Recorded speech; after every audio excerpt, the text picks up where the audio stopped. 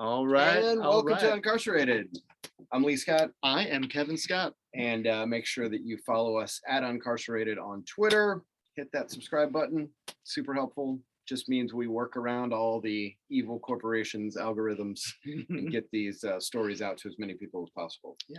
Kevin and I don't know how to work social media or any of the equipment that we have. Don't use it. But we think we figured out a way to make sure everyone's being recorded We for think the first so. time in a few episodes.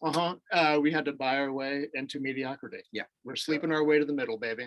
Yep. Yeah. One rung up. That's all we're asking for. Yeah. Just one notch up to Yeah. where like we want to get to cable access level, basically. Yeah, That's we what are we're trying to do. crawling up the ladder, clearly. So if you're just tuning in for the first time, what we do here is we share narratives of people along their journey involved with the criminal justice system. So it could be people on their way home, people who have been home for a while, the success, the challenges, the triumph, what led up to being involved with the criminal justice system, what the prison experience was like, and then gaps in the system as you come home with support. We also talk to people involved in prison reform and abolition and just anything involved in that world. I do social work. I work at a homeless shelter, and Kevin works with a group that helps people as they come home from prison. And your job has been extremely busy lately. Please catch us up. Yes. Fucking crazy. So the guaranteed income pilot that I'm the director of is called Just Income GNV. You may have read about it if you follow Shaquille O'Neal on Twitter. Correct. Then you may not know about this. Correct. The Shaquille O'Neal, not the other one you're thinking of. The other Shaquille. Wait, I know a guy named Shaquille O'Neal, not him. The other one, No. the other guy.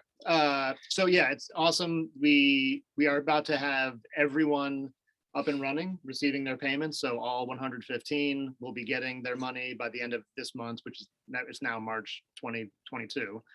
So all 115 will be receiving income, and that will be lasting for the next year, 12 months of a guaranteed income. It's been a logistical monster undertaking.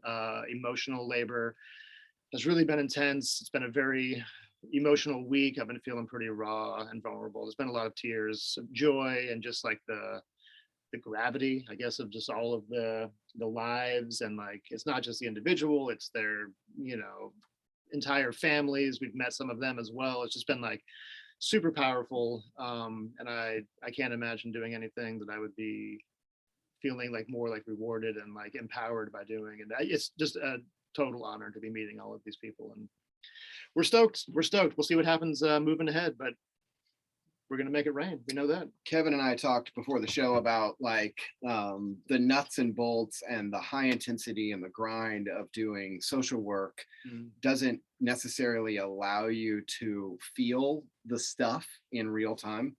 So you're busy moving, trying to take care of all these problems, and it keeps you busy and you work long hours, and it's never a restful moment if you're doing your job the right way. Not if you're on your phone. But that stuff has to go somewhere. At my job this week, found a guy who was not doing well, totally passed out, and we had to bring him back to life.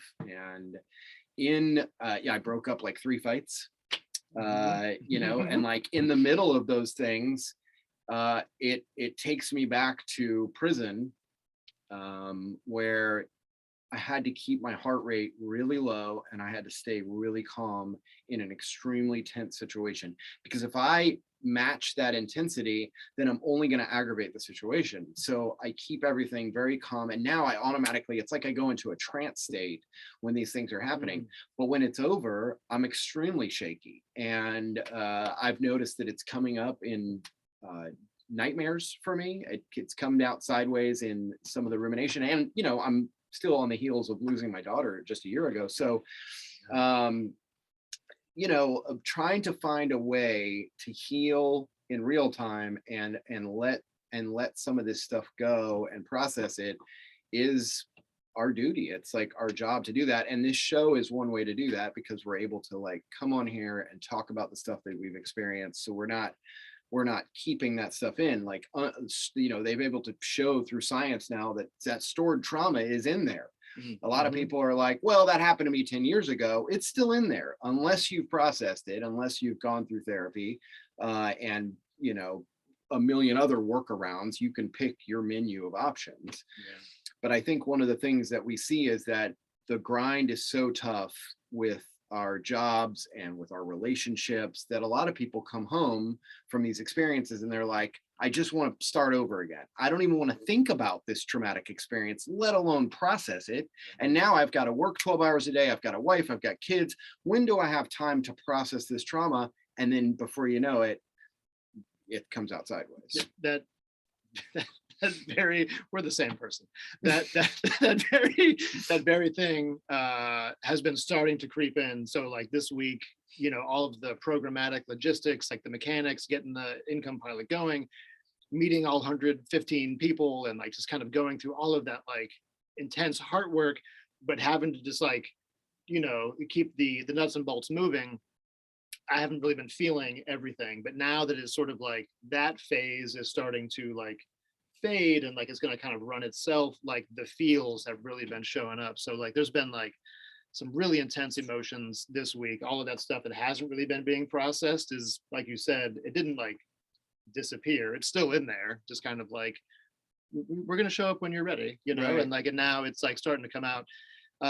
And it feels good to like process those things, but it's been like really intense. And like, so there's been like a lot of tears this week of like joy, my own trauma, sort of like the vicarious trauma that people have been sharing with me, and like such a privilege to be in some of the spaces I've been in lately, in particular, just like people really revealing their whole heart, being authentic, people that have like, you know, one guy really started bawling, giving like a presentation the other day, sharing his experience, and he said, you know, to the group, as he started crying, he's like, I've been holding this in for years. And he was like apologetic. He's like, I'm so sorry. I was like, man, like this is nothing to be sorry about. It was beautiful to behold and to see this kind of like cathartic experience for him, like finally like letting go. Yeah, I mean, we're all walking around holding it in, but that holding it together is really what we're trying to do. And so that's the point of this show, is that this is a space to let that stuff out and have a conversation about it. Yeah. So who do we got? Speaking of tears. Great segue. Speaking of tears, I will say that this guy might actually make me weep because he means the world to me. We spent some time in prison together. Had a really great bond. We shared a lot of laughs. We shared a lot of music together. He had a huge impact on me, probably in ways that he doesn't even realize. Inspired me, supported me, really taught me a lot, and continues to. Anyway, without further ado, this is our good buddy, Just. If you want to come on, come on. And hopefully we've done this right. Hopefully it's going to record everyone. Hopefully it works. Look at Hopefully it works. You're Fellas, what's going on, man? Welcome to the show. Thanks for joining us. No, thank you for having me. I appreciate it. I really, really do. I mean, so it's hard to know where to begin with you because you are such a multifaceted human being. Oh man. So I mean, I think one of the ways that we often start talking with people is just sort of like kind of from the beginning, like before you had any contact with the criminal justice system, just to kind of get a little, just to get a little background just on like, kind of like how you came up and just like, sort of some of your roots, whatever you feel like sharing. Got you. I'll try not to make it too long, condense it. We paid for Zoom Premium, so it's fine. Hey, all night. All right, let's go. So at the age of 1.5, I'm just kidding. No, so really quickly, born in Washington, D.C., raised in Fort Washington, Maryland, PG County, shout out, and relocated to Florida when I was 12 with my family, moved to Spring Hill, Florida, itty bitty town, and bounced around a lot. Spring Hill. That's true. Yeah. That's right. Yeah. Really small city, man, and bounced around a lot. Life really wasn't what I intended it to be, only because I was raised a Seventh-day Adventist. And it was kind of like generational. Grandma did it, granddad did it, mom, dad did it, sisters did it, older sisters. I'm the baby. Excuse me, I'm the baby. And I was the first one to break that chain. Not by choice, only because when we first moved to Florida, I was 12. So the system is different as far as educational. So instead of studying, like I was raised into the Seventh-day Adventist school from kindergarten all the way up to like 6th grade. And then when I got to Florida, new state, new city, new people. So my first year of high school was in a public school, my first experience. First one in my immediate family to have that happen, because older sisters went all the way through from kindergarten, they were college, parents, kindergarten to college, grandparents, kindergarten to college. Justin breaks the chain unintentionally at 12. Okay. So mind blown. Wow, this is public school. Okay, Dr. Weave. Okay, all right. So, all right, I don't want to fight. I get it. And so my parents are trying to figure out how to fit me in the stigmata of that same position. So sophomore and junior year of high school, I go to a Seventh-day Adventist school, which ended up being a boarding school in Orlando. First time for that as well. I'm away from home 24/7. So that was not traumatic, but different. So I'm trying to figure that out. So that's high school number 2. And then my junior year, I come home at 16 to find out that my parents are getting a divorce. Mind you, I'm away full time. So I come home, summer break, dad's in one room, mom's in another room. What's happening? And my family is extremely non-confrontational, little soft, to be honest. You know, everyone doesn't like to argue. They want to stay to themselves. Any hostility, we can talk about it. Let's work it out. If it gets too hostile, okay, we're just going to separate. So Lee, I understand completely when you say stay calm, stressful environment, keep the blood pressure down, you know, it'll work itself out, because when I go 0 to 100, shout out Drake, it's real quick and I don't know how to handle it. You know what I mean? So I want to stay calm until junior year when parents split. And now I go to the 3rd high school senior year. So it's 3 different high schools in 4 years, no stability whatsoever. Parents are divorced. And I'm coming back to Spring Hill, but mom wants to move to another city called Palm Harbor, which is about an hour and a half away. So now I'm bouncing back and forth from mom to dad. And then finally I end up at dad's house, start a brand new school senior year, knowing no one, with all type of not stable home background, whatever. Dad's trying to figure out how to navigate life. Mom is 2 hours away in Orlando.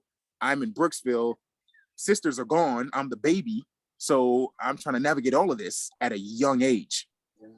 So instead of being able to have that father figure kind of mentor me to say, this is how you navigate your teen years, he's trying to figure out where we're going to live, work, going through a divorce. In the midst of all that, his mom dies, my grandmother. So he's really distant. So it's literally, I won't say the streets raised me, but it was more friends and other influences that kind of mentored me. Not a good look. I don't know how, but somehow I graduate, to be honest. Decide that I'm gonna take a year off. I'm tired of school. So me and my girlfriend at the time moved to Gainesville. And that went south, you know. Long story, another time. Just leave it at that. And so I end up coming back home because dad is like, you know, you need to do something with your life. So I'm like, all right, well, after this year, I figured it out. I'm going to go to college. I'm going to do it. So I go to a community college because grades suck for me. Get it? And college is like, yeah, you need SAT, ACT. And I'm like, you need PB what? You know? So I have no idea what that stuff is. So I'm like, I'll just go to community college. Go to community college, start there. I'll transfer to UF. We'll do it. Go Gators. Still like them. So, you know, that gets cut short. Ran out of money. That's the only reason why. I was top of my class. And they were like, your grants are in, your federal student aid is in, but you're still short. Dad, help. I can't do nothing. So it's like, okay, well, what do I do now? So in talking to dad was, well, of course, go to the military. The military will pay for everything. Okay. So in 2003, I joined the United States Air Force. I got stationed after boot camp and my tech training in Aviano, Italy, and I lived in Italy and traveled everywhere. I've been to Slovenia, Croatia, Belgium, Amsterdam, Germany. It's crazy because I'm driving across country lines rather than state lines, where if I go from Ohio to Florida, I see Kevin and Lee and we got the same money, we drink the same drinks, we eat the same food, wear the same clothes, where in Aviano, Italy, you cross a border and the language is different. The money is different. The sign, like everything's different. So my mind gets open to an entirely new realm that I didn't even know exists. So I'm like, man, this is great. I love this. So long story short, this was right before force shaping briefing when President Bush was in office. And he said, for Freedom Iraq, we have 19,000 too many airmen. So what I'm going to do is anyone that's a rank of E3 and under, I am going to do a lottery. And if you're picked, we're going to take you out of the Air Force and put you in the Marines or the Army, and you're going to get a gun and you're going to fight for our country. Mind you, I'm the only boy in my family. I have two older sisters. Fight for our country, quote. Fighting for our country, right? Yeah. Me and my dad aren't close. I got no kids. So the first thing to my mind is, well, damn it, man, if I die, my name is done. I got no seeds. Because my sisters, when they get married, their name changes. Second of all, I'm young. At the time, this is 04. So I graduated in 2018. So I was, 21, 22? I'm like, I don't want to die. So I'm like, yo, just send me home, yo. You know, I'm not fighting for nobody, damn it. Just send me home. So they send me home. So now college is cut short. Life is cut short, high school. And now military is cut short with no college. Because the whole reason for me joining the military was to go to college. And they tell me, well, you can't cross-train and go to college until you have so many years under your belt. And then you have to go from enlisted to officer. That takes even longer. So I have no opportunity for college still. So now I come home, broke and disgusted, don't know what to do. I'm at dad's house now, and it's 2004, 2005. I'm like, Dad, what do I do? And he's like, well, go to tech training, go to a tech school, you know, they'll give you a trade that way, and, you know, you can, you know, start your life that way. So I'm like, okay, bet, I'll try that. I'll try a trade school. So I go to Turner Job Corps in Albany, Georgia. I go for heavy equipment mechanics and operations, heavy operational duties. So pretty much they teach you how to work on bulldozers, cranes, lulls, big diggers, and they teach you how to operate them. It's a 3-year course. I finished it in 6 months, top of my class. So I come home and I'm like, Dad, now what? You know what I mean? Like, you told me to do this. I did it. I've always been great with my hands. Mechanically, I don't understand it. Sometimes I have to go to school. Sometimes I just watch YouTube and then I can figure it out. I don't know why. So he's like, well, now you're home. Figure it out. Once again, non-confrontational. He's too busy. And I love my dad to death. He did the best that he can. But during that time, it was just too much. So I have no one to look up to. I have no older brothers. The only people that are really close to me are my younger cousins, Daryl and Darrell. And when I say younger, I mean like 6 and 8 years younger. So if I hit 25, they're at 17, 16, you know what I mean? So when I want to hang with them, I hang with all their friends, 17, 16, 15-year-olds. And it was funny because I come home after all this training, I come home after all this military, all this drive, and have nowhere to go and nothing to do. So I'm hanging out with my younger cousin, Daryl, who introduced me to this girl. I'm not gonna name her name. And I've got a big heart. I always want to save people. Long story short, we end up sexually active, me and this girl. And at the time I met her, I was 23. She was 16. So she came from a broken home. Her parents literally was kicking her out of the house. I was sneaking her into my parents' house. They don't know. They probably will now. Thanks, Dad, Mom. So I was sneaking her into the house to stay with me at night because she had nowhere to sleep. Because her parents were so dysfunctional. She said her mom was married to her third marriage, and that guy was molesting her since she was 9. So I'm trying to play daddy, boyfriend, teacher, say all in once, okay?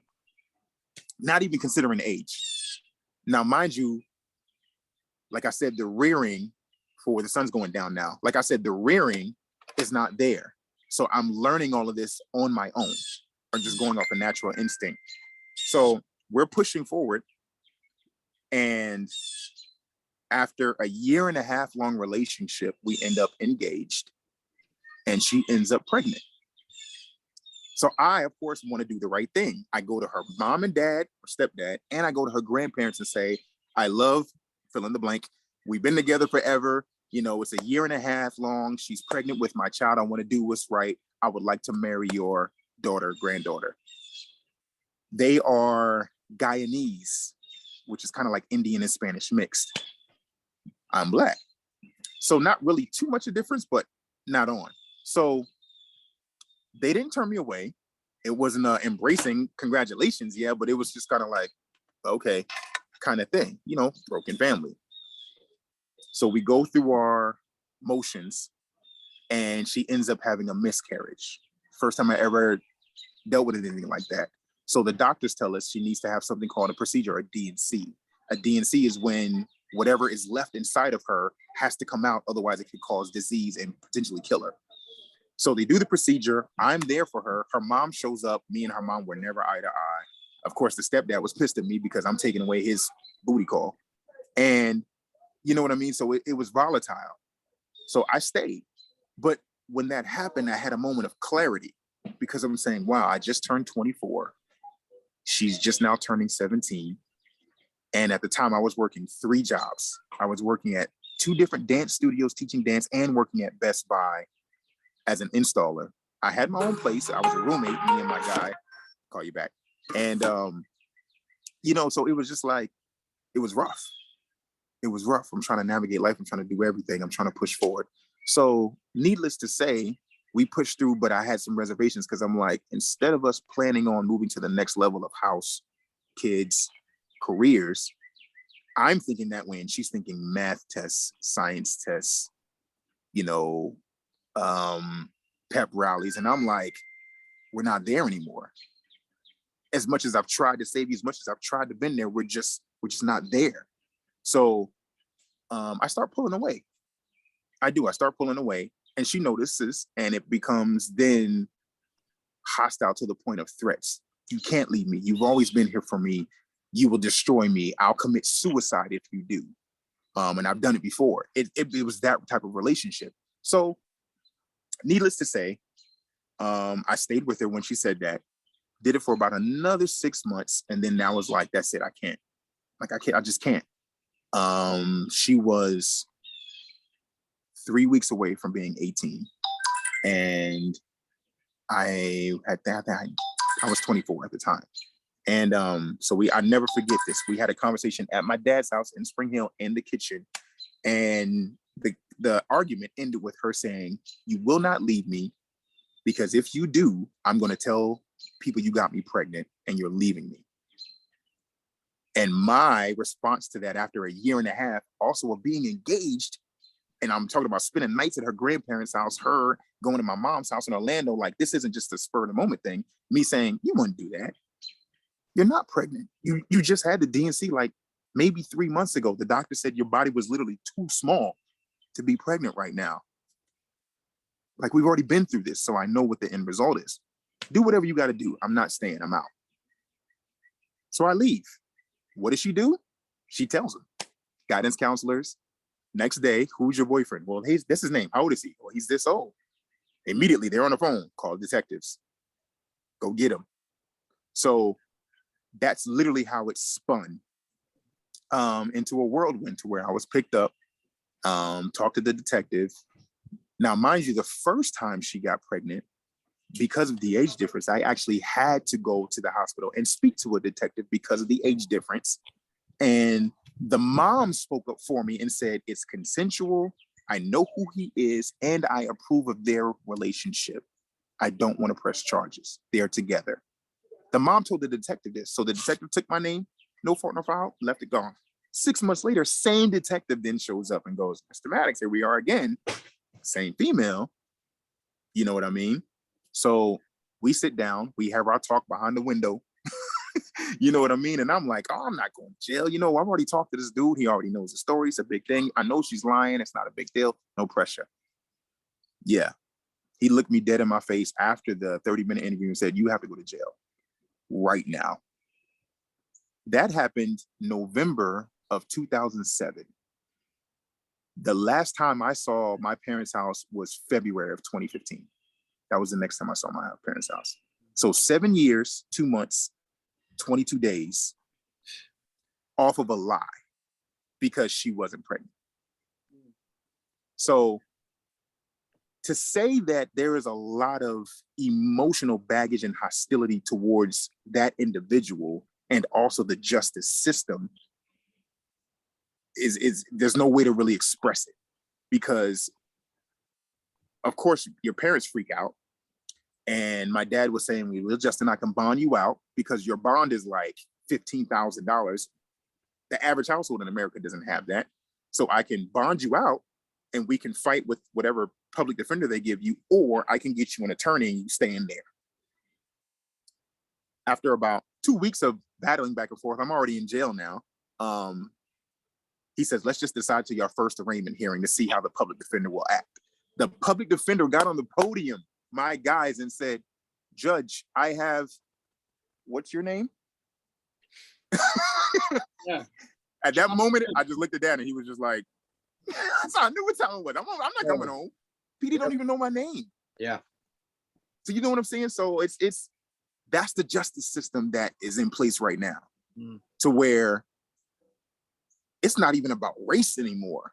It really isn't. It's just, if you're put in that position, they're not even going to question. They're going to put you in there because right now the financial advantage to the prison system in America outweighs any business corporation by far. They make so much money off of inmates. It's insane. I'm a segue back, but just recently, me and my wife took a trip to San Francisco, California. We visited Alcatraz. Mind you, I came home in 2015. It's 2022. Walking through Alcatraz, a prison I've never been in, no guards, not active, no slamming of the doors, no chow hall, no uniform, nothing. And I still started hyperventilating. 7 years of trauma turned into another 7 years free. So 14 years later, and I still was walking through as a tourist and was like, I can't breathe. Yeah, I work at a homeless shelter that used to be a Florida prison. And I wonder sometimes like how much like underneath damage I'm doing on a daily basis. Right. In my office was a CO's office. That's crazy to me. Yeah. You know? So I had a couple questions from that before we move into it. Yeah, of course. I do think like obviously not just race, but the class system, having to buy your way through these things, all of that plays into it. But and I do want to get back to that, but I noticed like a few things that you were determined either by your own ideas, or more often than not, the people around you were saying this is the thing to do, and it always got cut short. So college, the military, the Seventh-day Adventist, even the miscarriage. All of these things that you started, you couldn't see it all the way through. Can you speak to maybe how that like affected other parts of your life? Where did you have a hard time like being able to plan for the future? So it's amazing that you touched on that, because my birthday was January of this year and I hit 40. So a lot of people are like, "Yo, you hit the big 40." And I'm like, yeah, shit. Sorry, you can bleep it out. So you know what I'm saying? So I'm just like, man. We don't know how to fucking edit, so it's fine. Yeah, I know. Right? You know, like, yo, I hit 40 years old, and what have I done with my life? What have I started and seen all the way through to completion? And I can't really think of anything. And it's sad because it started at such a young age. I literally was unconsciously taught how to start and not finish, and start and not finish, and start and not finish. Like I said, not purposefully, but it just had happened that way. So 3 different high schools, 4 years, not finishing college, not finishing relationships, having that cut short, you know, all different types of things. it's just crazy, so when you really sit back and you think about it, you're like, what kind of impact does that have on me now? Man, I can't tell you how many companies don't see them through. I've been married and divorced and married again. You see what I'm saying? Can't see it through. Now it's like I have two sons now. One is 15, one is 5. Wanted to be a dad, couldn't see it through. It's almost as if like it's a blockade that I have to fight through without the book. Yeah. No guidance, no mentor to tell me you got to keep pushing. You got to keep advancing. This is going to happen and it's going to suck and it's going to be hard. And this is how to navigate through that. When I hit that block and I don't know how to navigate, I just go, oh, I'll just stop and do it somewhere else. Yeah. Interesting. Yeah. Yeah. You know what I mean? That's so insightful. That is so juicy. Yeah. I've shared some of that too. That like beginning but not completing type. Right. Stuff. Like I can start a million things. I can't finish any of them. Feeling right. Sometimes. So seemingly, so it's almost like it's not until you reach a certain age, and it's not even a certain age. I want to say it's a maturity level in your life to where you realize I have to finish something not for anyone else but just for me. Mm-hmm. I got to finish something for me. I got to see something through for me, for my own self-validation to know that I'm not a failure. I'm not a fuck up. I'm not just a give up. I'm not a sacrificial lamb. There's more to me than just living in the now and doing what's convenient. Mm-hmm. Yeah. So, and it's funny because I've pushed so hard to not allow society to tell me who I was. That's difficult when you have this type of stigmata. It's really difficult because you're ashamed, you're embarrassed, and you're scared of your past defining who you are now, which completely roadblocks your future. Damn. It doesn't matter where you go in life. Doesn't matter if you're trying to flip burgers. Doesn't matter if you're trying to start your own company. Doesn't matter if you want to get a house, if you want to buy a car. If it doesn't, any aspect of life, this follows you. And it's having to learn two things. Either I'm going to learn how to chess the hell out of this so that I push the right pawn so that I can checkmate something, or it's checkmate and I'm going to go back. Mm-hmm. Yeah, I mean, I've heard before, I've heard the idea before that like, if you don't design your life, life will design it for you. Right. It lays it out for you. And I got to think like, it's incredibly frustrating to have people, whether it's your parents or the church or somebody else's parents or society, tell you what you're supposed to do and design your life for you. And then now you've come home and, young, Black, a felony, and you're trying to say that's you're saying this is who I am, and I'm trying to do this over here, and it's like I gotta find that incredibly frustrating. Kevin and I have talked about it before, like we only have like a small taste. If you're a white guy that has a felony, you have a small taste of what it's really like in America. To just be Black, just to be a young Black guy without a felony, Right. And what's crazy, because I find myself as I get older recognizing the movement and talking to people, and as a young Black male in America, I really didn't understand why that was so crucial, why that was so vital. I'm like, I got the same rights as everybody else. I didn't choose this. It's not like I came out and I was like, yeah, darken me up some, homie. You know what I mean? You know what I mean? Like, that's not my choice. This is how I came in this world.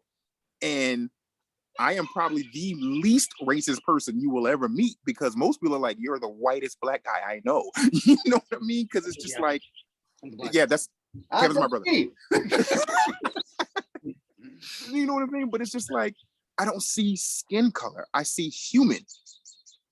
We piss the same stuff. We breathe the same air. We all bleed red. Why does it have to be? Anyway, that's a whole nother one. My wife is white. Hello. So, you know what I'm saying? Like, it's crazy how they will place a stigmata on you before they even know you.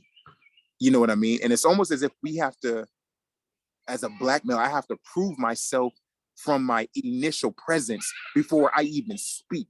Because if I come with my pants sagging and chains on with locks in my hair and my hat backwards, you're automatically gonna think drug dealer. Or the off rip. And it's crazy because it's like, I don't know where I live at. You don't know my story. You don't know that I'm fluent in 2 languages and I'm learning a 3rd.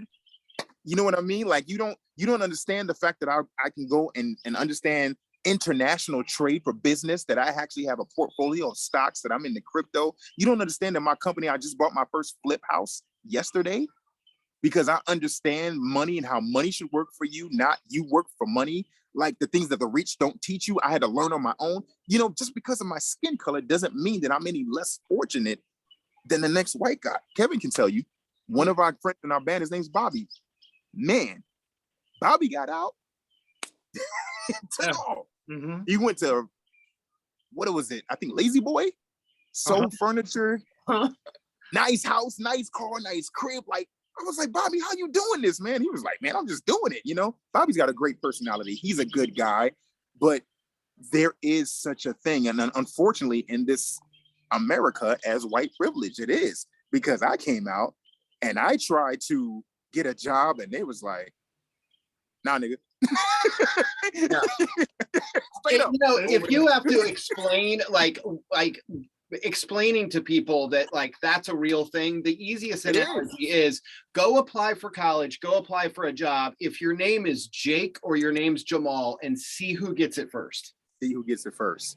And it's funny, I'm so in between the fine grayish lines because my name is Justin. So there's multiple Black people and multiple white people named Justin. So they don't know who's getting it. They don't know. And then I get on the phone and I'm talking to my dudes. I'm like, yo, what up, bro? What's good? Yeah, let's do it tonight. I bet. And then I'll call Bobby and I'll be like, hey, brother. Hello. How are you? How are you? You know what I mean? And I'll do that when I talk to like my loan investment. My whole real estate team is Marshall, white guy. John, shout out John. I'm gonna shout him out later, white guy. You know what I mean? Debbie, white chick, title company. You see what I'm saying? So I've learned from prison, unfortunately, that everything in life is chess.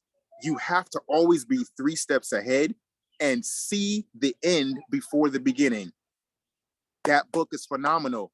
7 Habits of Highly Effective People. That's one habit. Favorite book of all time. I taught the class in prison. I taught 7 Habits to people in prison. Wow. That changed my life. Yeah. It changed mine. You know what I mean? I actually have, one second, I see you. I every morning I got an app on my phone. It's called Mindset. It's motivational talks from everyone all over the world. You literally download the app for free, wake up in the morning and just hit play, and it plays motivational after motivational after motivational. You don't suck. Keep going. Look at the mirror. You are the problem. You fucked up. You messed up. Accept it. Now move forward. Keep it going. Don't stop. You know, that's the only thing that's really allowed me to propel forward to this point. Because, like I said, I've always been good with my hands, but I didn't know what to do. I didn't. So if I didn't have motivation within myself to say, hey, you can do this, you can fix anything. Now, it's something you love to do, monetize it. Learn what monetizing means. Read Rich Dad, Poor Dad. Read 7 Habits of Highly Effective People. Read Think and Grow Rich. You know, read Cash Flow Quadrants. If you want to excel to the next level, it's in a book. That's what they don't teach you in prison. They tell you, we're going to send you to the reforming classes and teach you cabinetry. I went to the cabinetry class. It was garbage. I learned how to do a 45. I got out and did it better. You know what I'm saying? It's like, I get what you're doing in the prison systems. I understand the intention, but because the higher ups understand that the monetizing of an incarcerated individual funds the country higher than individual with businesses or employees, let's only allow them to elevate to so much. Because we want return customers. No. Yeah. I need to give them, oh, I got a low battery. Oh, okay, I'm back. It's let me try. I've been trying to get my laptop up here. It's like Aaron, questions quick, Kev. Oh no. Yeah, questions quick. I got it. Crazy thing, I got it plugged up too, and it's not happening. So all right, let's segue back. So, go to prison. Yeah. I just wanted to ask, like, I mean, because Yeah. that's when I first encountered you, and I will vouch everything that you are saying that he has been saying is exactly. I mean, this guy Yeah. walked that walk completely. Just maybe like a little bit about, like, I don't know how it was for you inside as you were trying to, like, obviously better yourself, realize all of your amazing potential. And there's a few anecdotes that I wouldn't mind sharing about you that just, like, I'll never forget. You were actually one of the first people I met, honestly. Really? Yeah, like, I mean, I got to Avon Park, Yep. and like I heard Yvonne, I can do this Avon. now. That's right. Yeah. I heard music. I Yeah. was in that, like, orientation wing in B dorm. I was like, is that a fucking band? What is that? Is that live instruments? And they were like, yeah, there's a band room. And I knew, I was like, I'm going there as quickly as possible. Yeah. So I went, and I ended up getting the job through fucking gossip out there. Regular the gossip. Oh my gosh, gossip. But I had been, yeah, holy shit. But I had been there, like, I think it was like maybe like the next day, and I happened to run into you. Yeah. It was on the rec yard, and you were like, hey, there's this thing happening in the chapel later. And you're like, you should go, like, go to this thing. And it was like some kind of like big production or whatever. And it was like, you were going to be playing music up there. Guys Yeah. and girls. Yeah, it was a Broadway musical. It was stunning. Broadway. No, but you were just like, man, like, like, go to this thing. Like, it was very like, Right. I had a sense of like someone important just told me something important. Right. And so I went to that thing, and I had this like sense from you in particular of like, you can get through this. Yeah. You can keep your humanity, and you can Yeah. actually do good things for yourself and for other people while you're here. And it was the first like indication I had, like, in that place of like, oh, like there's a possibility for me to like survive this and like actually make some connections with some like amazing human beings here while I'm Yeah. Avon Park. Avon Park. I won't go into detail. I'll just wish that no one ever visits any type of prison, let alone Avon. But if you do have to go, unfortunately, try to get to Avon. Yeah. Everyone was trying to get to Avon. Trust me. Avon. Avon Park almost killed me. Music saved my life. It really did. Mentally, they will do their best. And I went to military, so I know what it's like to get broken down. Mentally, they will break you down. Instead, the military will build you back up during boot camp. They just keep breaking you down in prison. So anyway, so at Avon Park, that's where I learned Spanish. I learned Spanish fluently in Avon Park. My first instrument that I ever played was at Avon Park. It's fucking crazy. Crazy. I mean, because he is the best musician I've ever played with in my entire life. He's like amazing, like fluent in music. Thank you, bro. I appreciate that for real. Man. I've never seen you pick up an instrument that you didn't sound like a fucking master of. Like, it's stunning. It's like truly stunning. And like, for you to say like music saved my life, like I feel like you saved my life by playing music together while we were in there. Yo, I appreciate that, man. That to me was like, absolutely magical to be able to like have that experience. We wrote music. We wrote good music. We wrote good music. We wrote songs. Good music. It really, it had a profound impact on my life. Maybe in a way that you don't even know that. Wow, I appreciate that, man. I really do. It informed the rest of my life in some really good ways. Sincerely, I got to tell anybody, man. It's not your present circumstance that will kill you. It's choice. It's all choice. It doesn't matter whether you're free. It doesn't matter whether you're locked up. It doesn't matter whether you're a billionaire or a beggar. It's choice. Man, I'm just remembering right now, there was one day I was standing in front of the rec shack and you were jogging and you came running by, and I was like, man, like, I was like, hey man, what are you running from? And you went, without missing a beat, you go, the old me. Wow. I was like, that was so true. That was so true, man. It was like you had it, like it was like in the front of your mind almost. Like it was like literally what you were doing. The old me. The old me is and I'm proud to say I outran him. Bye, bro. Like seriously, it's choice. Like, I have sat down. I have been very, very privileged in my life since I've been home. I really have. I have sat down at the table. I have phone contacts in my phone of multi-millionaires that I can call up. Hey, what's going on?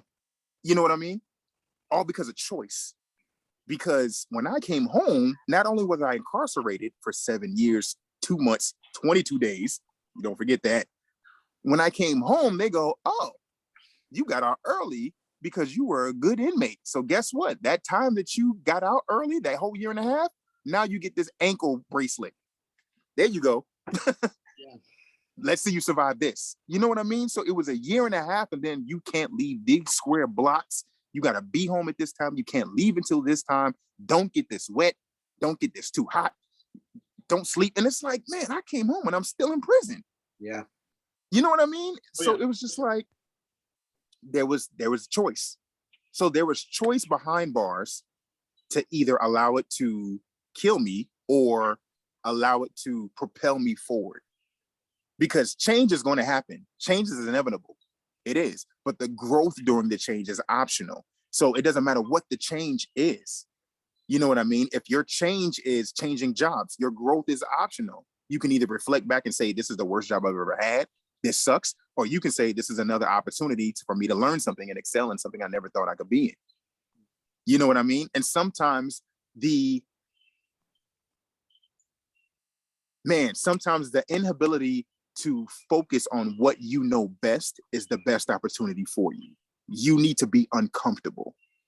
Be uncomfortable in where you are and accept that uncomfortness and then choose to propel and motivate through it, because in there it happens as a growth. You know what I'm saying? Like, I bet Kevin didn't come home and say, man, I'm going to start a prison reform act and I'm going to be in the White House and I'm going to push a podcast. Then I'm going to meet Lee and we're going to put people on prison and we're going to have them telling their whole lives and we're going to change. He didn't say that. He came home, he was like, bro, I want a burger. Like, you know For what real? I mean? Yeah. That's what it is. So when I came home, it wasn't just, oh, I want a marriage and I want kids and I just want to be able to take a shower by myself. Barefoot. Yeah. Barefoot. You know what I'm saying? Ooh, slides. Ooh.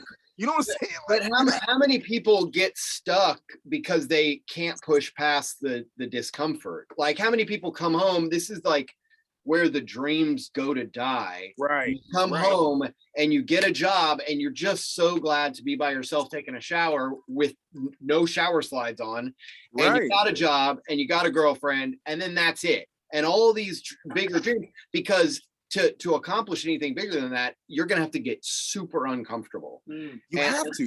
And I don't think a lot of people have the self-awareness that that's what they're experiencing. Even like they don't even know why they don't want to move to a new town. They just know they don't want to do it, And that's, man, it's I didn't realize what I was doing until I was home. But when I was incarcerated, I made sure to take every opportunity I could to do what everyone else didn't do. So we all know about the T dorms. So there's a wing, and then we got 6 TVs and 1 TV Spanish. Don't fight with them. Leave them alone. We got the other 5. I like that room. They watch soccer a lot. I like that one. They watch soccer a lot. He's in there a lot. And the news ladies are banging. So, so we go and we sit. I made it a point to go and sit in there with them consistently. Mm-hmm. And I never forget the circle that I have. Like, why would you keep going in there? You don't speak that stuff. And I was like, yeah, but I want to learn. Yeah, I will. So I made it a point to make myself uncomfortable already when I was in the most uncomfortable position, because I wanted to change to allow me to grow. You see what I mean? And you have to immerse yourself in that uncomfortable state in order to blossom. Seeds don't come out and blossom on the concrete. They got to get buried. You got to get buried under stuff to push through it and then shine the way you're supposed to. If you don't get buried, you're never going to grow. Hold on, we gotta write that shit down. That's just when is your book coming out? God damn. Ridiculous. Good. Just dropping gems on us. Yeah. Hell no, man. But I'm just saying that's serious. You know what I'm saying? And most people look at getting buried as death. You know what I'm saying? I'm going to prison. That's it. It's over with for me. Nah, bruh. You just been planted. That's all it is.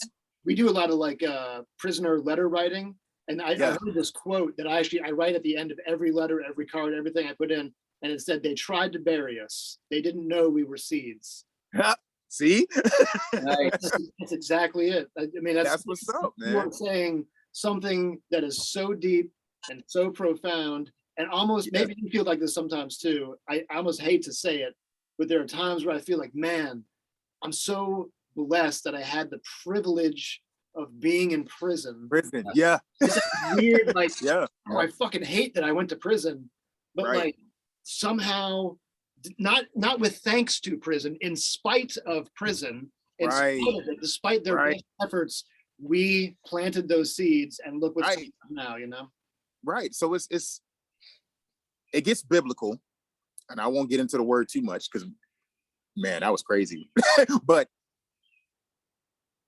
it's almost as if, like, if you don't go through something, you can't have a testimony, and without a testimony, you can't testify to someone else who's going through a similar experience that they don't know how to navigate through, where you're already out on the other side. Mhm. So you have to learn to accept the negativity, accept the struggles in life, accept the no's, accept them, and understand that this is happening to me, not for my own benefit. This is going to benefit somebody else that I don't even know. But if I accept it now and learn how to navigate through it when it's over with and that opportunity does come, you may not even have to say nothing. Do you know what will happen if you two just walk out right now and someone who's been in looks at you and sees you? They'll be inspired, like, wow, those two dudes were in. Look at them. If they can do what I can do, that's without you saying nothing. Mhm. You see what I mean? So I always make it a point to share my story, maybe not in much detail, but enough to get someone to understand, hey, listen, I've been through worse. Trust me. I've been through worse. And if I can come out on the other side, I'm not saying it's going to be easy. It's not supposed to be. If it were, there'd be no reward. Steve Harvey's a big mentor of mine. Did you know Steve Harvey was homeless for 3 years, living in his car? Really? I didn't know. 3 years he was living in his car homeless, bro. Steve Harvey, writing jokes for $10 a joke for somebody else. You see what I'm saying? Yeah. And it wasn't until someone else said, man, you need to go and tell your jokes. You need to go tell your story, testify. And he went up and he did his jokes for the first. He didn't even know what a comedy club was. He went in a comedy club, did his jokes, got a standing ovation, and won. He won, I think he said like 40 or 50 bucks that night. Got in the car and then just lost it. Started crying. Said, I'm gonna do this for the rest of my life. You see what I'm saying? So he got buried. And right at that time, that was enough water for him to sprout. So I'll segue that back into prison now. So I learned music in prison. I learned Spanish in prison. I really learned how to use my hands in prison, because you have to be so mentally strong to figure out how to have some semi-balance of life that is equal to what people are experiencing outside the walls. People outside the walls have food, regular food that they can cook. Edible food. Edible food. What They, a concept. they didn't have to cook in a garbage bag. Yeah. You know what I'm saying? So it's like, man, who thought about putting fruit in a trash bag Mhm. inside of a toilet Mm. for like a week and a half and then coming out with alcohol? Like, when Yeah, you really think about Who thought about putting cheese on a honey bun? right? Why is that so good? Like, what? What are you doing, bro? He's like, man, I just got my pictures in hand. Give me some toothpaste. Yeah. What? Yep. You know what I mean? That's glue. You see Yeah. what I'm saying? So these minds that people, I'll say society, are saying is the lowest of the low and don't have enough competence or intelligence to make right decisions are some of the brightest people that I've ever met. Mhm. They really and truly are. And it's not that the person is bad, it's that the individual made a bad choice or a bad mistake. And unfortunately, the system has looked at them and deemed them unfit for society.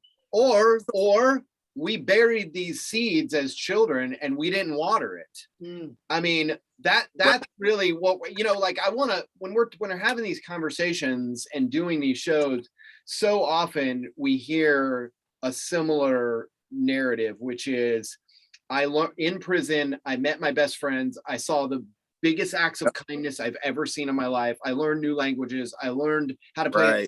I learned to read. I want to caution the average listener from immediately jumping to the conclusion that prison isn't that bad. No, don't do that. We had to teach ourselves how to do this stuff just to stay sane. And look, when we had the ability to water each other's seeds and do this stuff, look at the amazing things we did. Shouldn't that be what we're doing for children and in families so that we don't have to send people to prison to do that? But see, the problem is, like I said, not only is it monetized underneath behind the wrap so much that it's not said, it's society has formed its own opinion of what they believed a good citizen is. And if you don't know, or who's worth pulling the weeds and watering the seeds. I mean, exactly. You know, we're only watering the seeds for the haves, people that have access to affordable housing and food and healthcare. Like, those are the seeds that are getting watered. Right. I know too, I'm just going to switch over right quick because my phone has more battery life than my. Okay. Oh, this is weird. I got like a. Oh no, there's so many of you. This is like that movie with Michael Keaton. Multiplicity. He's reproducing. That's what the world needs. More of me. That's we got infinitely uglier as soon as this guy comes on. Now there's two of them. Yeah, this is ridiculous. Pretty soon it's just gonna be the Just Show. Like, we're off the show. It's not even our show anymore. Yeah. Everybody else, get off. Amazing. We have multiple angles and shit. That was great. Yeah, that was awesome. I wanted to say too, like, you know, kind of like you're saying, like, I don't want the average listener to think like, hey, prison turned out to be great for everybody. Right. Like, obviously entirely false. And like, in my experience too, and I'm sure you feel the same, that the good things that happened or the good things that came from it, the good opportunities, those were all prisoner created or facilitated by prisoners' families or like loved ones. Like, the musical instruments that we had donated in came from the outside, from people we know. Right. The meditation class I was in, or the at the chapel, that was facilitated by an outside group.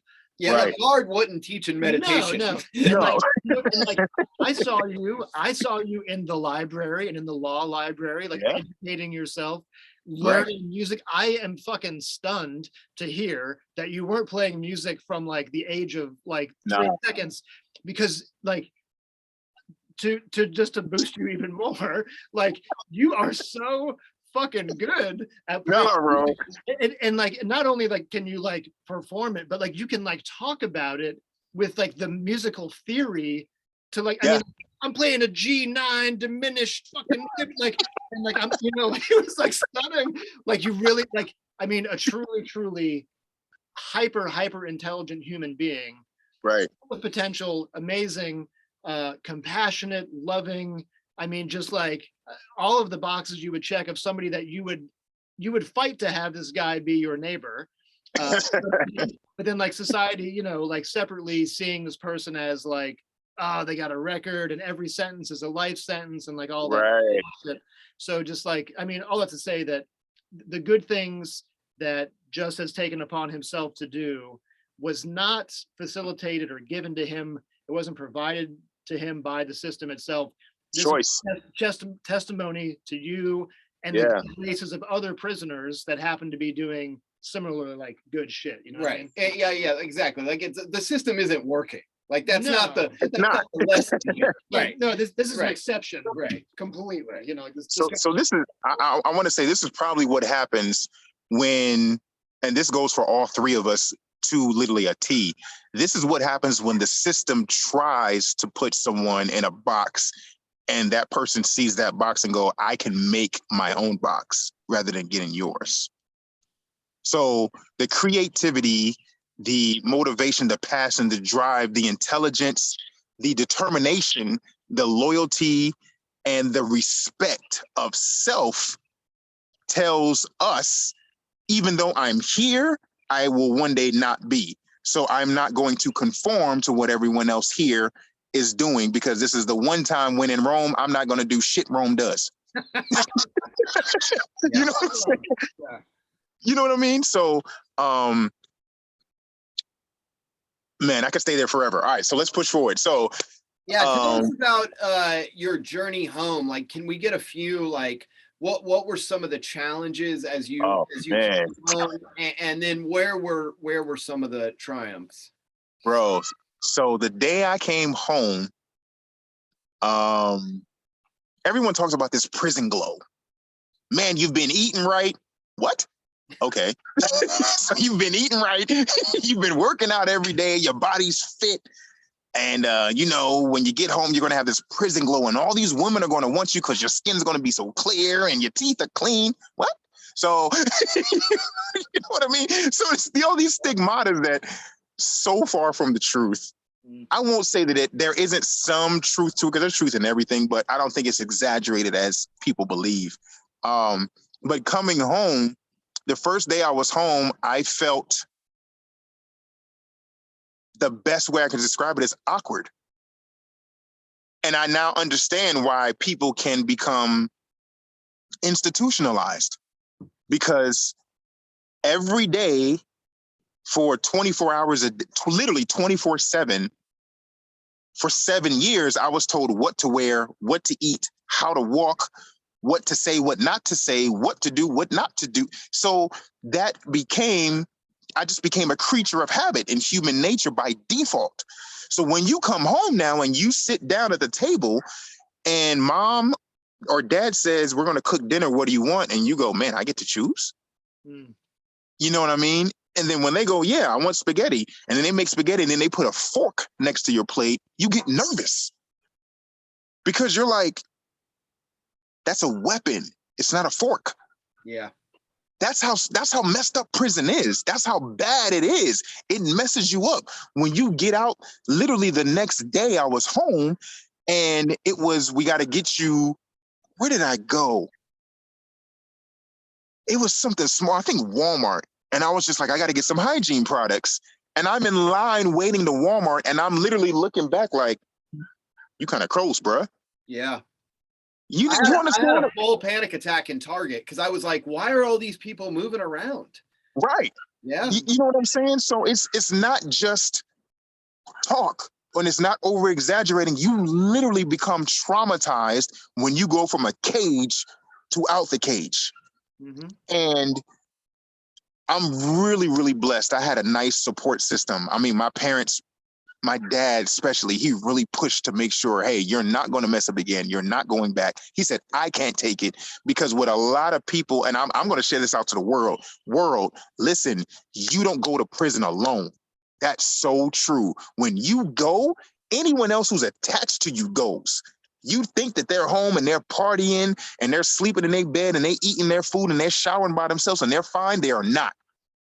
They are not, because your mom or your dad or your stepmom, stepdad, your sons, your daughters, your wives, your girlfriends, whoever it was that you left, a big part of you left with them.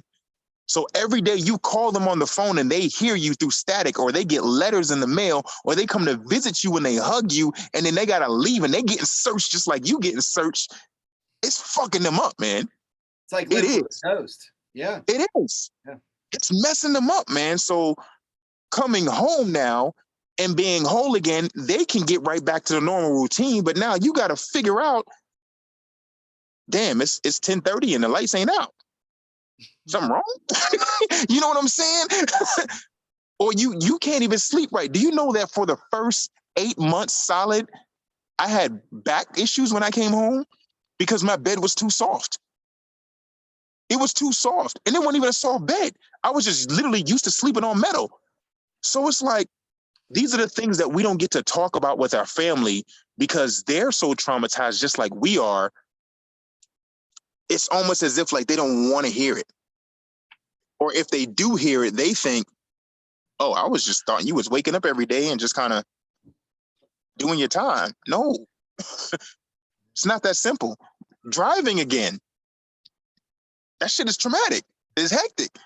Because you're having to do so many things at the same time. And you're like, man, I used to do this flawlessly. I've ridden motorcycles since I was young. I had my endorsement for over 20 years. I came home and hopped on the bike and was like, oh shit. You know what I mean? Stuff that I did without thinking, now I have to relearn again, almost like a soldier with PTSD or with some type of medical function, almost like I lost a limb and I got to learn how to walk again. Oh yeah, like phantom limb. That's kind of You know what I mean? So you can't, do not take it for granted when you come home and just think everything's peaches, roses, and dandelions just because I'm home now. No, technology changes every 6 months. We're already obsolete 6 months ago for what's happening right now, technologically speaking. And the world is moving at an even faster pace. So now what you knew as the world 7 years ago does not even exist. You understand? Doing the income pilot, by the way, like we've had like people coming out after doing like decades, and like, you know, everything is like smartphones now, and like, oh, we got to get this app to do the direct deposit. Right. Some people are like, I can't even use a flip phone, you know, like this didn't exist when I am on a completely different planet now. And Right. so behind it, to your point, like it's not a seamless transition home. It's not It like isn't. It you isn't. pick up where you left off. It's not like it was yesterday, like any of that shit. No. It is really it is traumatic, man. And like, Yeah. people go into grocery stores and burst into tears. Yeah. People have panic attacks, like just like, you know, in restaurants, people Yeah. knock twice on the table before they get up at Olive Garden, you know. Right. I tried to trade my food at Burger King. Got a burger for 2 fries. Burger. Dude, that's so crazy, man. That's just like, we're just talking about like the tangible physical stuff. Like, Right. Another thing that we don't speak to very often is like the emotional piece of it, of like leaving Yeah. your like best friends behind. Like I made Right. a family, I created a family of Right. brothers that I loved, and now I don't talk to them, and I know that they're still suffering. I know Right. they're still in there. So that's And you know what the whole bad other thing, element that I'm living with. the bad thing is it's almost like it's like bittersweet, because Kevin can testify. I came home before Kevin did. Mhm. And me and Kevin were like this. Like that was my bro. Like whatever I need, whatever you need, I got you. Like whatever. I give you the shirt off my back, bro. I don't care. So when I came home, I was happy to be home, but I was sad that I left him. I missed you. You know, I missed you, bro. See, you know what I'm saying? And then it was just like, Yeah. I don't know how to reconnect with someone who's still in now, because now I'm experiencing what the people inside have been talking about literally for years. Mm-hmm. And I don't want to throw it in your face. Feel guilty. Feel like Yeah. that freedom I feel guilt. guilty. Ton of guilt. Yeah. Yep. So I don't want to write you and be like, hey, bro, it's great out here. You know what I mean? Because then it's like, Yeah. you know what I mean? So you almost feel guilty for wanting to reach back into some of the people who helped you survive. Mm-hmm. Yeah. But then you feel double guilty because you're like, man, I know what it's like to not get letters, to not have money roll on Mondays. They thinking I just got out and forgot about them. But it's almost like I don't even know how to communicate back with you on a mental level to make you feel at ease, to let you know I'm not just out here balling. It's a struggle even more out here than it is in there. I went the other way with it. I wrote all my friends and I'm like, dude, this is so great. I have so much money.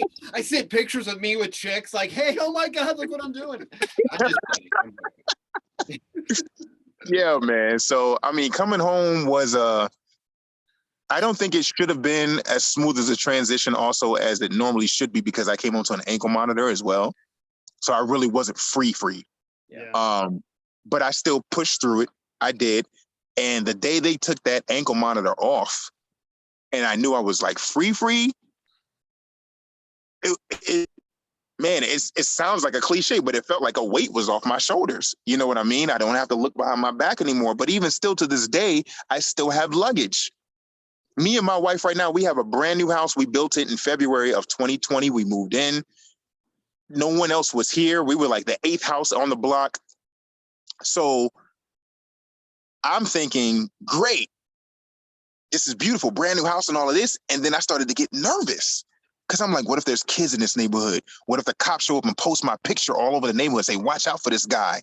You know, And then there's that you can't be 1,000 feet within a school, 1,000 feet within a playground, 1,000 feet within a mall, 1,000 feet in an amusement park. And I'm like, well, damn, I can't live nowhere. You know what I'm saying? Yeah. So it's just like, so you, unless you find something that's undeveloped before they develop it, it's very difficult to find housing with this type of baggage. It really is. And you almost have to fight your way through it. And unless you have a support system in your spouse or partner that understands that, they'll get more frustrated than you do, because they're like, well, why can't we just live here? Yeah. Why can't we just go here? You know what I mean? And they labeled me the worst way that you can be labeled, bro. And So then you I'm feel still, guilty for something you didn't even do. I didn't even do. Right. So now I got to still go register every 3 months. You know what I'm saying? And I'm telling the wife, hey, I'll be back. It's registration day. And she's just like, all right. So she ride with me. And the look on her face when I walk out is a look of terror, because it's, are you going to come back? In We case built we a house. listen. You know what I mean? Hey, can you hear us? You got a little jumbled there for some reason. Oh, Oh, all right. Can you hear me? There you go. Now you're Yeah. back. It went out for Okay. a couple minutes. You're good. Yeah. But yeah, it's almost like she gets nervous when I go register, because she doesn't know whether I'm going to come back to the car or not. So now not only am I traumatized, my trauma is now bleeding into her, because she's worried that we've built this elaborate life. And if I'm not there on time, on the date, then I'm right back. Yeah. Yeah. It's like You see what I'm saying? the life sentence that's that there's no Stop. other side to it. Like you're just on that one side of it forever or something. Dude, how long Forever. did you get home, Kevin? I've been home for 6 years. 6. Yeah. Yeah. A little over 6, like That's- 6 years, 2 months, something like It's that. about like, Yeah. and I still, when good things are happening in my life, prison combined with some other traumatic things I've been through, I still think I have to fight the feeling that it's all going to be snatched away from me at any second. Exactly. Like not through anything that I did, but like they're going to come to my house and snatch me off the face of the earth and throw me in a cell, or I'm going to get a speeding ticket and it turns out there was a warrant for someone else with my name, or just whatever. Right. Fantastic scenario that I'm not allowed to settle in and relax and enjoy my life. Right. And I tell my family all the time, my wife, I don't want the millionaires. I don't want the millions.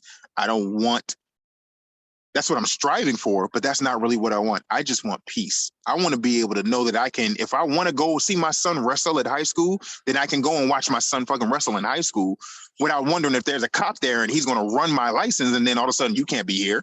Yeah. Like, bro, I came home in 2015. That was 7 years ago. My last date of conviction was 2008. So when you really put that into perspective, it's like, man, that was 14 years ago. Yeah. And literally from the day that I've been home in 2015, I haven't even gotten a speeding ticket. Yeah. So it really makes you wonder, how can you group everybody together and just say, this is who you are? Yeah. Don't get me wrong. There's some really bad people out there that do some really bad stuff. And I'm not saying anybody deserves to be in prison, but justice has to be had. I get that. I understand it. And I applaud it. But when you take the mistake and you take the habitual and say you're both the same, it's not fair. Yeah. It's not fair. And there's no fixing it. Right. There's no fixing it. So It's a one size fits all for not a one size fits all problem. exactly. It really isn't. So, but since I've been home, I mean, the first time I've been home, going back to how I start stuff and don't finish it, it was really hard to get a job. It was really difficult because the baggage was following me. The fear was following me, of seeing, will I be accepted or not? And it really was just difficult. And one thing that I really want to harp on to express to everybody is I did not do this the right way. I came home and jumped into a relationship and jumped into work and jumped into family. You can't do that. You can't. You have to take time for yourself. And I really believe that's one of the reasons why I ended up divorced, is because I didn't take time to understand who I was. I didn't. I just wanted to experience everything and see everything and do everything. And then, oh, I want to be a dad. I want to be a husband. And I mean, I came home and 8 months later, I was married.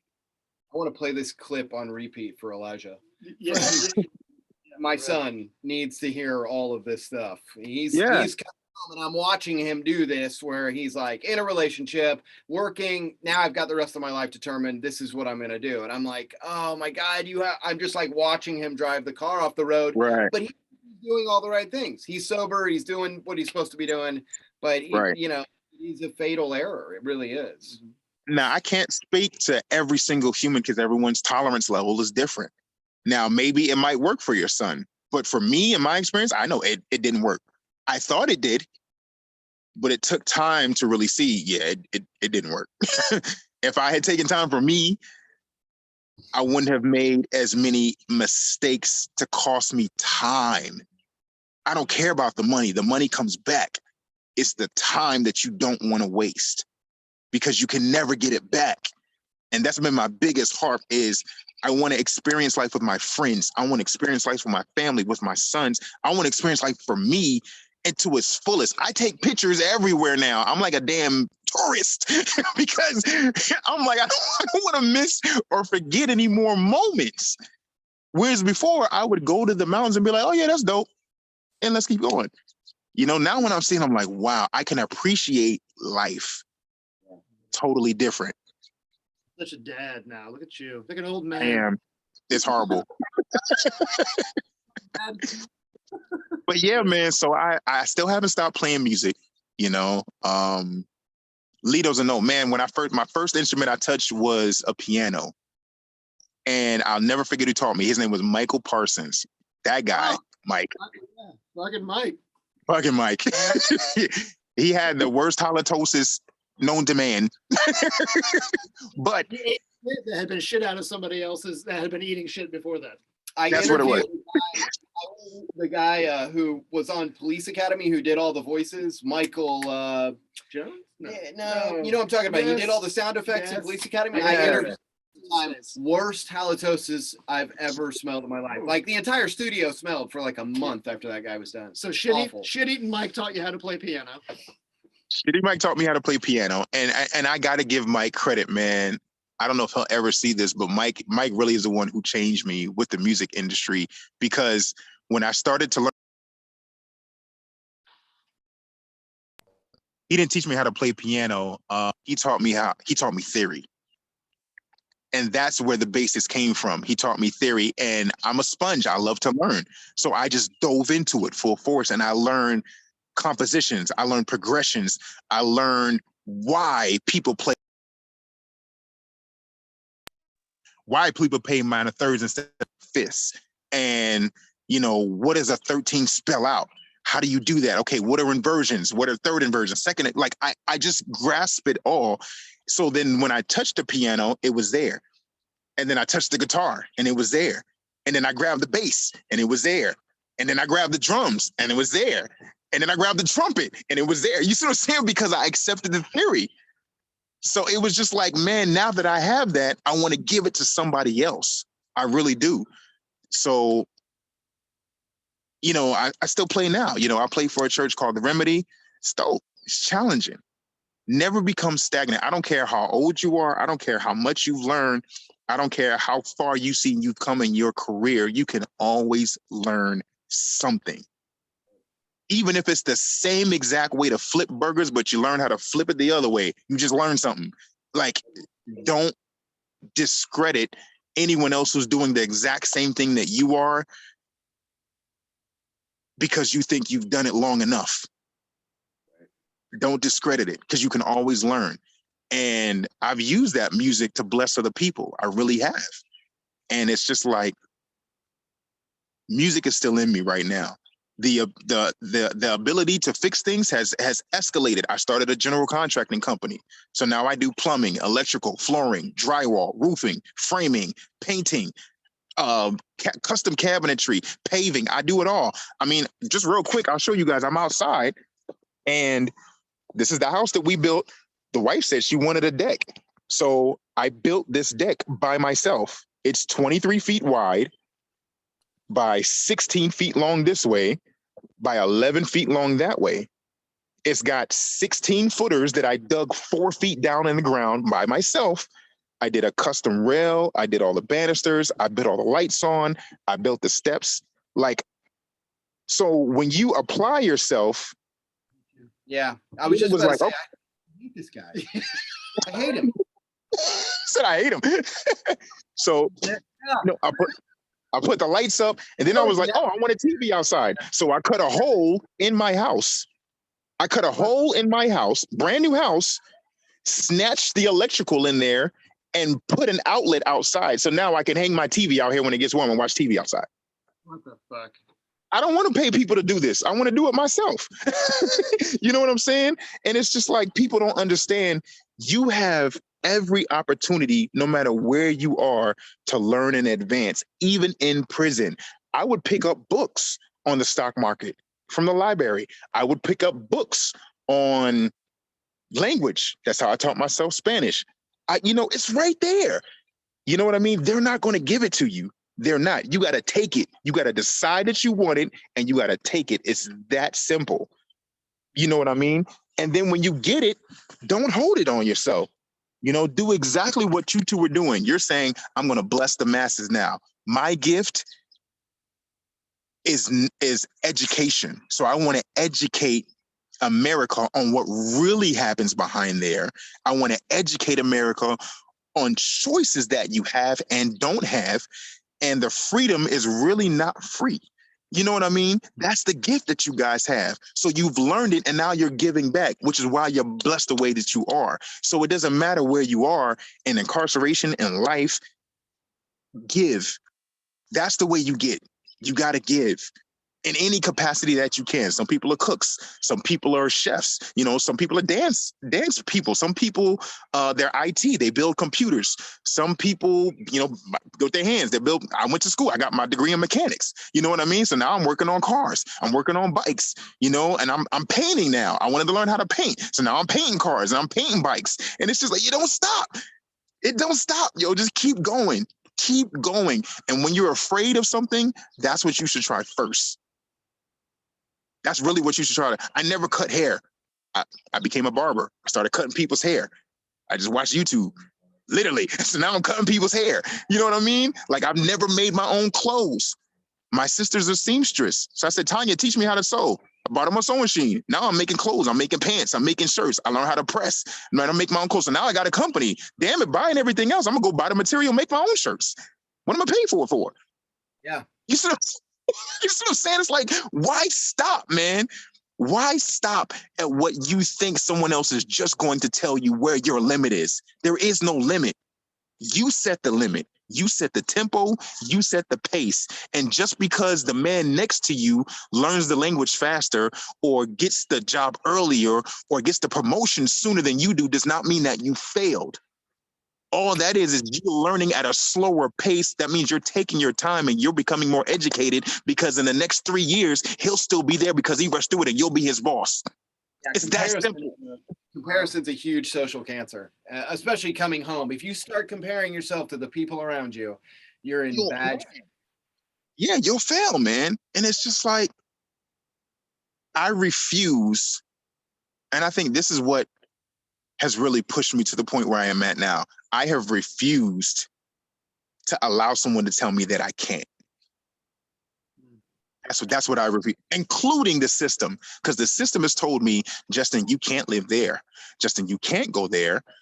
Justin, you can't succeed. No, okay. I want you to tell me that. And Yeah. say it again. Say it again. Mufasa. Ooh, say it again. Say it again. Because then the best revenge that I could ever give anyone is my success. That is the revenge for us coming home. The revenge is a life well lived. And I do, that's our responsibility. The reason that this system is such a behemoth, and it allows itself to have these claws and these tentacles in our society, is because it's so traumatic that when we come home, we don't stand on the path ahead of everybody with a lantern going, we got you, come this way. We're just running away from it, and we're never going to talk about it again. And that's the reason that we have you on the show and others on the show, is because someone out there is watching this and going, oh, you know what, like a year from now, 2 years from now, 5 years from now, this is the potential. And someone out there watching this is going, this is what goes on. Right. And maybe we shouldn't be doing this. Yeah. Me and Kevin sat in the same bunk at the same table with the same spork, that orange, nasty, yellow orange spork peeling. So I'm saying, like, we drank the same nasty ass tap water. You know what I mean? Powdered milk, nasty ass powdered milk. Like, we stood in the same line waiting for commissary. You know what I'm saying? To go to the store so we can buy sodium-filled soups. Do you know I still make goulashes and bricks? I do too. I made a brick the other night. I made a brick for my girl the other night. I was like, you've got to try this. Yeah. You gotta try this, yo. It's good. And it's so funny, man. My neighbor lives 3 doors down. He did some time, not as long, and he owns 2 multi-million-dollar electric companies. I mean, multi-million-dollar. Do you know this guy called me over and we made bowls in his house? Oh yeah. Hell yeah. Just because it's like, one of the reasons why I believe so many people are successful is they never forget where they came from.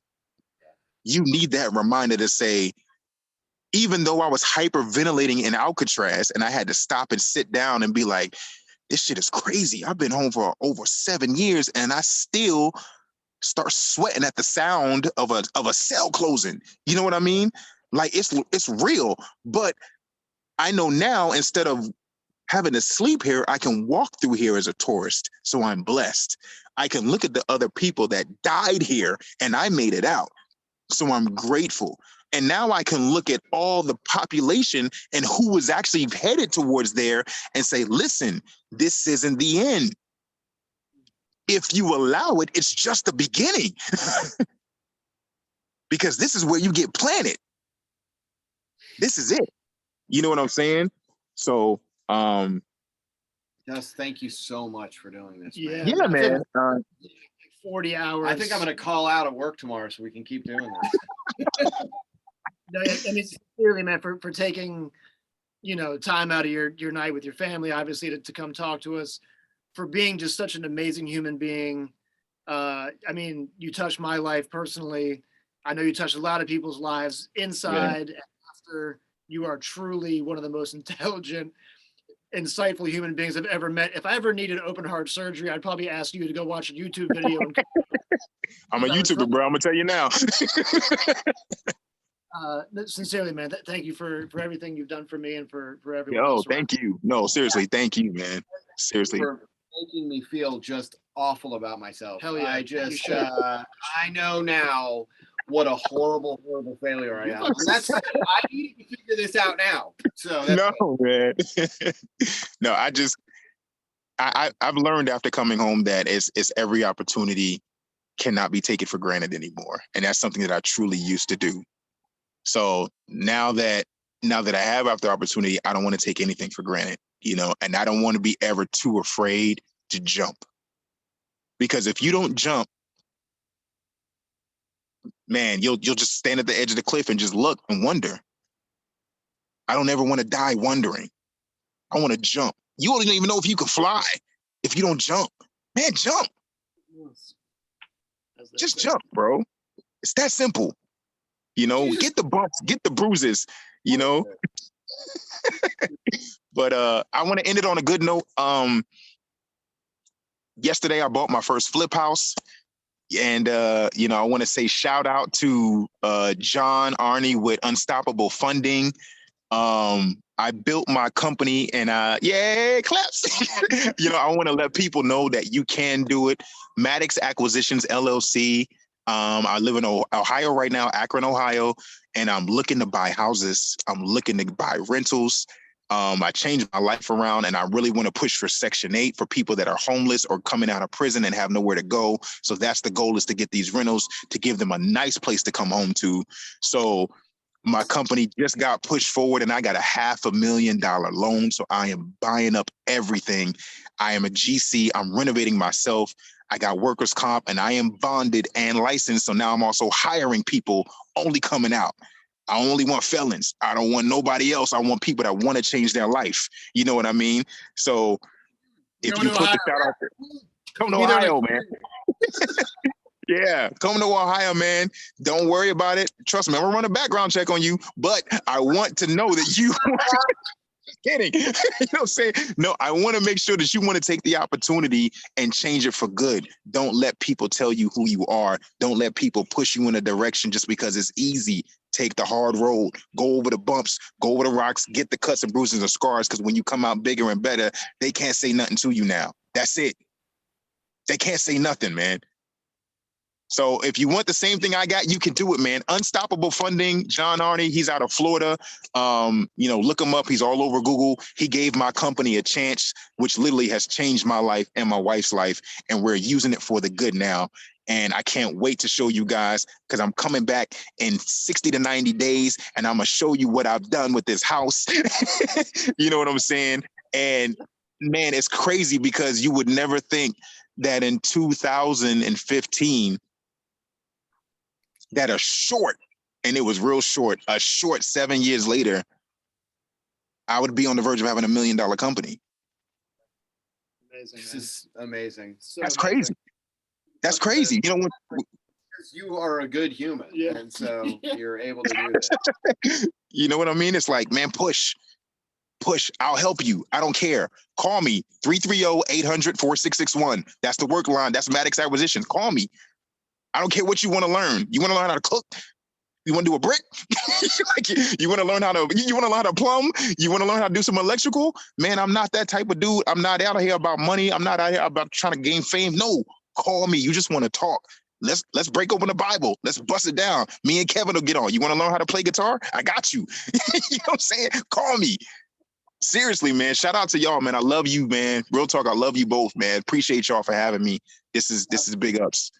I feel like we're Thank gonna have you so on again much. at some Yeah, point, we man. definitely are. Repeat guest Of for course. sure. Yo, anytime, man. Anytime, just hit me up and I got you. I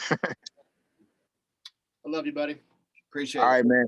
So I will holler at y'all. Thank you so much once again. Shout out. What's the name of the show? Uncarcerated. Unincarcerated. I'm gonna make y'all shirts. Uncarcerated. Uncarcerated. Yes. Yeah, That's I know. right. We need shirts. I'm gonna make shirts. Unincarcerated. Shout out, man. And for real, man, I appreciate y'all. If y'all ever need anything, don't hesitate. Just give me a holler. Thanks, man. I love you, man.